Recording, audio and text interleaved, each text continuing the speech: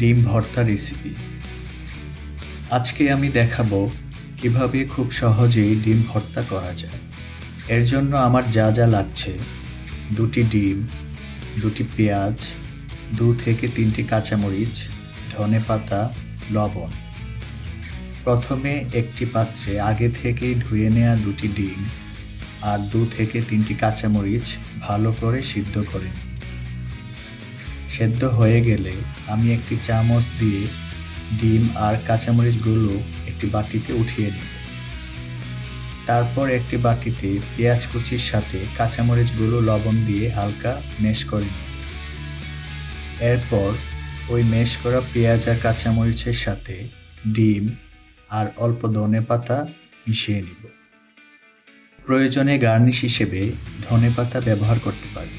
ডিম ভর্তা তৈরি। আশা করি ডিম ভর্তা করার এই সহজ রেসিপি আপনার রান্নার সময় কমিয়ে আনতে সাহায্য করে। আপনার রান্না উপভোগ করুন। টিপস: ডিম সিদ্ধ করার সময় গরম পানির মধ্যে অল্প লবণ দিয়ে দিতে পারেন, তাহলে খুব সহজেই ডিমের খোসা ছাড়িয়ে নিতে পারবেন। ধন্যবাদ।